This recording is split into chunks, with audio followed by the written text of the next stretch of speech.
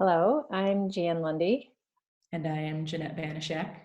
and we are the co founders and co directors of the Spiritual Guidance Training Institute. You know, we are living in times of taking many deep breaths all throughout the day, I think, as we are navigating what feels like really tumultuous, challenging times. And yet, we are spiritual guides, spiritual companions, directors. And as Dr. Clarissa Pinkola Estes says, we are made for these times.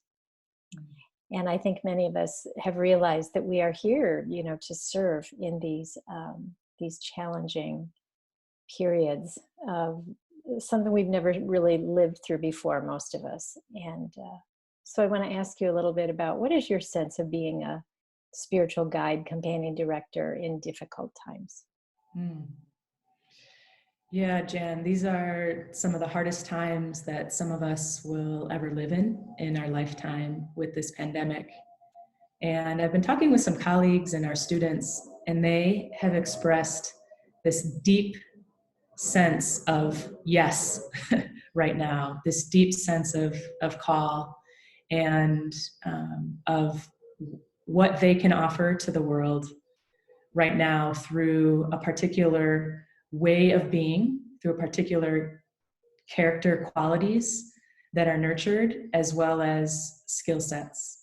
And there's this sense that they can provide uh, trusting and trusted relationship and space for their seekers in ways that help to nurture and heal and transform in ways that before they maybe never could imagine, because we couldn't have imagined this exactly what's happening right now. But they're like renewed in terms of their own calling and their own sense of purpose in the practice of spiritual companionship. Yeah, exactly. And you name a couple of important factors here. One is that there is a kind of person that is drawn to serve, especially in difficult times, which speaks to the fact that we have to know how to hold non-anxious presence for others.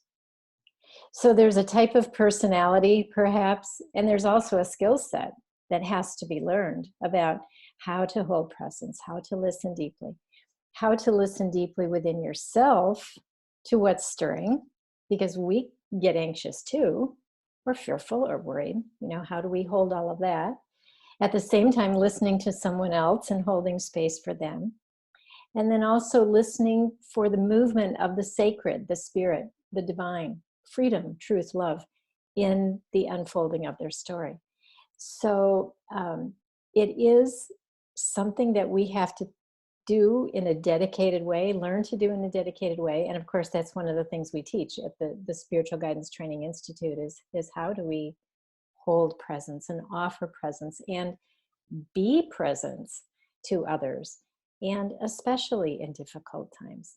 So Mm. yes, like you, my call has felt renewed in these times, serving in some different ways. Some of us, we aren't meeting in person. We can't meet in person anymore. So there are other ways that we have to connect. And maybe you could just say a bit about, what are these creative ways that we connect with people as spiritual guides during these times? Yeah. I got my training in a wonderful place in West Michigan, and I moved to Chicago, or back to Chicago 4 years ago. And I invited my seekers, my clients, to join me over phone or Zoom or Skype when I moved. And so I had to make this transition several years ago, and I still have these same seekers and clients from that time. And somehow we made that transition happen. And I'm thinking about now there are many people who are also transitioning from meeting in person. The spaces that they have tended to meet in are closed, obviously. And so they're having to do phone and Skype, Zoom, FaceTime. And I'm hearing from people that they're surprised. They're surprised at how present they are able to be. They're surprised at the trust that continues to grow together, and they're exploring if it's better to use like a Zoom, a FaceTime, or the phone. But no matter what they use, they find that the relationship has not, in many ways, it hasn't skipped a beat. In fact, in many ways, it's grown stronger. And I can't explain exactly how that happens, but to take that leap into phone and Zoom spiritual direction is, I think, an important one, more important than ever right now. And one of the things you mentioned earlier is one of my favorite topics in our training, which is what happens when I'm listening to somebody and my own issues or my own questions or my own past comes up. How can I continue to be present even in these new circumstances, and tend to my story later? And so still having to do those same kinds of things and hold to the same practices in order to be able to do that, no matter what the media is. Yeah, absolutely. So holding presence for ourselves as people and as spiritual companions, as well as holding presence at the same time for others. So it is a profound gift to be able to do this, especially in challenging times. It also deepens and hones our skills.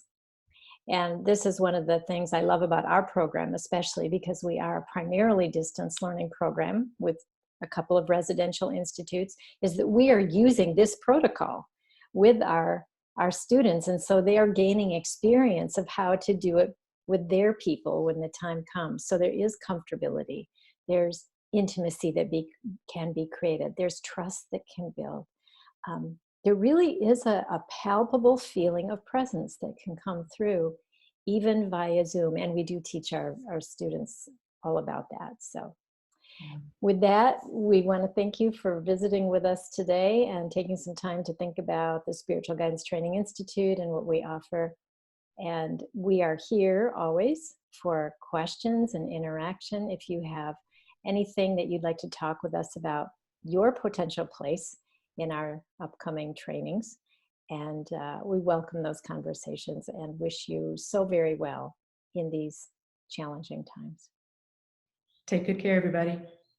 Peace.